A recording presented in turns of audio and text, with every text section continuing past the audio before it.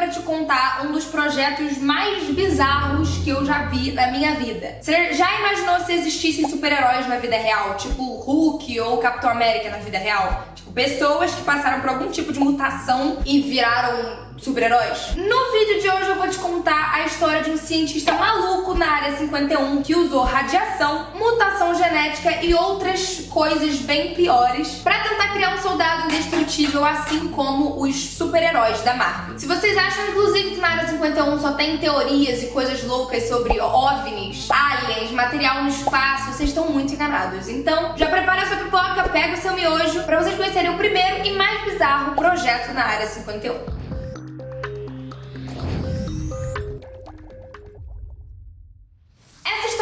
Por volta de 1943, na Segunda Guerra Mundial, quando os Estados Unidos ficaram sabendo supostamente de um projeto alemão. Os comandantes do exército diziam que os soldados nazistas eram muito superiores, eles eram tipo anos-luz dos soldados americanos, como se eles tivessem algum tipo de superpoder, o que fez eles acharem que era resultado de experimentos científicos. E essa foi a motivação para o exército americano resolver que eles tinham que fazer um soldado também e entrar nessa missão, que era desenvolver um soldado tipo Capitão América e assim ajudasse o exército caso, enfim, precisassem lá no campo de batalha. E quem comandou esse projeto foi um cientista chamado Albert Western, que trabalhava para o exército na Área 51. E o Albert tinha uma certa urgência nesse projeto, já que ele estava tentando fazer e ajudar os Estados Unidos a não perder a guerra. Então ele tinha que ser rápido, astuto. A partir desse momento ele começou a procurar voluntários. Só que não era uma coisa tranquila, você ia estar se voluntariando a ter seu corpo bombardeado de radiação, passar por algumas mutações e ninguém sabia o que ia acontecer no final. Ele também precisava de voluntários que acreditassem no projeto e também fosse confiável. Porque imagina você criar um soldado basicamente perfeito, invencível, babadão, Capitão América, e no final das contas ele se vira contra você e vira seu inimigo. Então o experimento não poderia cair em mãos erradas, digamos assim. A maioria das pessoas não estava afim e de boa e disposto a doar o seu próprio corpo para um experimento maluco. Então foi aí que o Albert teve a brilhante ideia, pra mim péssima, mas enfim, a brilhante ideia de usar a própria filha dele. Então ele pegou a filha dele de cobaia. A filha dele devia ter pouco mais de 20 anos. Inclusive o projeto se tornou Projeto Abigail, porque o nome da menina era Abigail Western. Já que não tem ninguém pra se voluntariar pra ser meu cobaia, eu vou botar minha filha. Os colegas do Albert foram 100% contra essa insanidade de usar a filha dele. Só que ele falou, dane-se, eu não tô nem aí. Ele tava tão obcecado pra conseguir fazer esse projeto e, enfim, revolucionar a história da ciência, que ele acabou. E aí a Abigail começou a passar por várias transformações e processos de alteração físicas e psicológicas. Ela foi exposta a um nível de radiação altíssimo, tipo estratosférico. E a intenção era literalmente essa, a radiação entrar no corpo dela, criar mutação no DNA da Abigail. Enfim. Não satisfeito só com isso, ela também passou por diversas cirurgias e não demorou muito tempo pro corpo dela começar a mostrar as primeiras mudanças. Os cabelos dela caíram tipo 100%, ela ficou careca. O rosto dela começou a se deformar. Os dentes começaram a crescer e ficaram tipo bem maiores assim do que o normal. Além dela ficar esquelética e os ossos dela crescerem muito, mas vocês vão entender como é que o osso dela vai crescer. Eu vou te contar a altura que ela ficou no final disso já já. Quando alguns cientistas e colegas dele viram como a filha dele estava ficando, eles insistiram para ele abandonar o projeto, parar com aquilo. Só que ele sabia que ele não podia voltar mais atrás. Caso ele desistisse, a filha dele ia perder a vida, tipo, 100% de chance, e ele também ia perder a credibilidade tanto no mundo da ciência quanto nos Estados Unidos. Só que com o tempo as coisas conseguem piorar, né, menino? A Abigail não conseguia mais falar. O som que saía da voz dela parecia tipo um ruído, tipo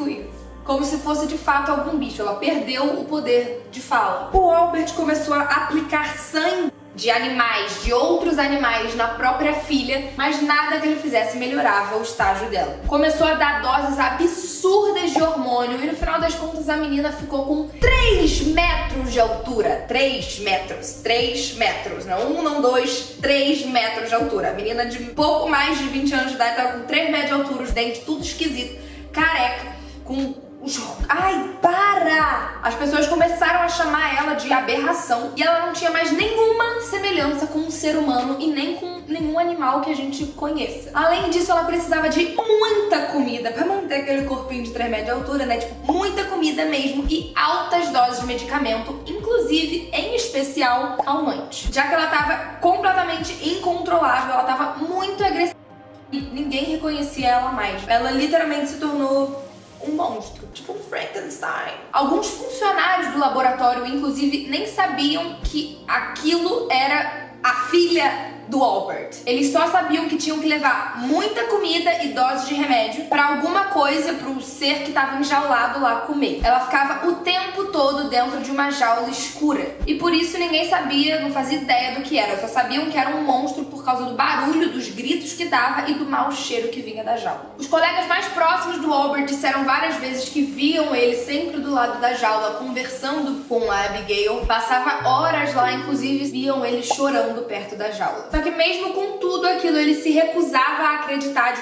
que o projeto tinha acabado e só faltavam algumas coisas pra dar certo no final. Depois de 2 anos, o Albert perdeu a esperança, não só no projeto da Abigail, como na própria vida dele. Ele acabou tirando a própria vida e deixou uma carta pedindo, implorando pros outros cientistas e pessoas que ainda estavam no projeto pra não desistirem do projeto, pra tentarem salvar a filha dele, não deixarem ela morrer e também não deixarem que matassem ela, né? Depois que o Albert faleceu, o exército americano não quis mais bancar aquele projeto muito louco e também muito caro, e eles atenderam o pedido do cientista. Eles não tiraram a vida da Abigail, mas eles fizeram bem pior. Eles deixaram ela viva, mas sem alimentar. Eles começaram a deixar ela passando fome. Nas primeiras noites que ela ficou sem comer, tinha vários relatos de funcionários que falavam que ouviu os gemidos e urros da criatura. E não se sabe como, mas a Abigail conseguiu escapar da jaula que ela tava e tirou a vida de 2 guardas que estavam na seção, assim, no setor que ela tava trancada. Ela tava morrendo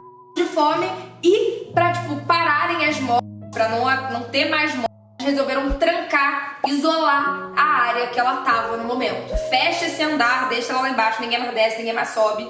Trancou ali, ninguém passa mais lá. E segundo os funcionários da área 51, ninguém tentou tirar a vida da Abigail porque ninguém conseguia chegar perto da porta, porque eles tinham medo, porque ela era muito agressiva, 3 metros de altura, todo mundo tava com medo. E dizem que esses portões estão trancados até hoje. Desde que foram trancados, nunca mais se abriram. Algumas teorias apontam que até hoje, mais de 70 anos depois disso tudo, a Abigail continua lá embaixo, trancada no subsolo. E ela tá esperando só uma oportunidade de sair. Eu acho impossível, eu acho que ela já teria passado dessa uma melhor em questão de fome, porque ela tá lá sem comida. E se essa história é verdade ou não, a gente jamais vai saber, porque todas essas histórias que envolvem a área 51, a gente não sabe. Então, eu te deixo uma pergunta. 1, você acha que essa história realmente existiu? E 2, se existiu, você acha que ela ainda está viva ou não? Gente, eu achei essa história do balacobaco, tá? Na internet tem uma galera que tem certeza absoluta que essa história é verdadeira e uma galera que tem certeza absoluta que essa história é mentira. Então, cá estamos nós pra ser mais uma parte dessa porcentagem do grupo de que acreditam ou não. Eu acredito que seja verdade. Me conta também se vocês já tinham ouvido falar dessa história, porque eu gosto de saber. Se vocês maratonarem o canal Deixa Eu Falar, marca o meu